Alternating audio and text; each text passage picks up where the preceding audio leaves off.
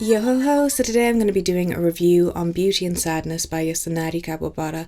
This was first published in 1964 and it's the story of love lost with a little bit of revenge in between. It tells the story of Oki Toshio, who's a middle-aged writer who's struggling with the thought of the new year.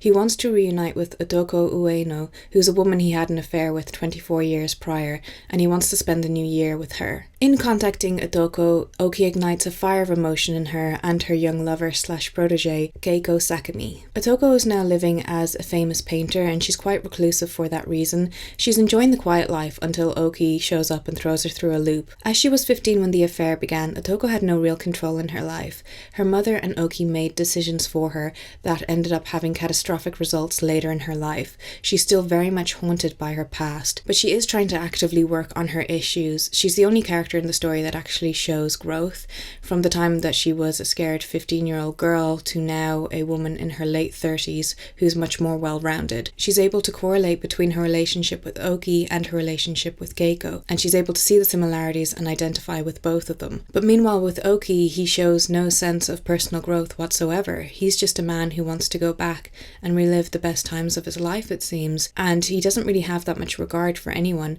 Now, I don't think it's his intention to hurt people, but nevertheless he does. I don't think he realises how selfish he's being, especially towards his wife, who now has to relive the idea of the affair when the first time she almost had a nervous breakdown going through it. Keiko is an interesting character, but she's one who really got on my nerves. She's driven by the idea of revenge for Adoko, and she's infuriated that Oki has shown up and injected himself back into her life.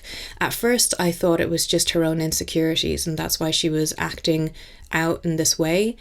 But to be honest, I think now she probably had some other motives. Because her behaviour is so irrational, it's hard to pinpoint what the actual issue is. Is she just scared of losing Adoko? Is she intimidated by Oki?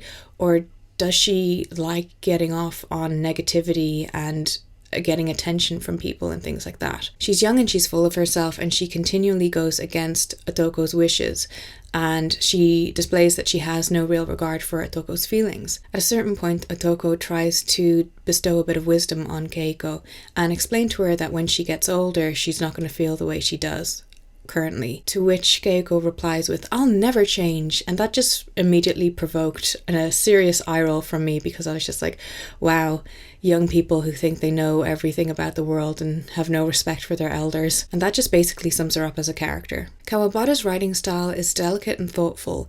You can tell he's put a lot of care and effort into the characters that he's created in this novel. It's a slow-paced novel that focuses on character development and pulls on your heartstrings quite a bit. If you're someone who's into a slower, reflective style of writing, this might be a book for you. Overall, I did enjoy this novel. It isn't something that I'd typically pick up storyline-wise, but I'm glad that I did read it. I was able to get really invested in the characters and their lives, and I was interested to see how it all actually played out in the end.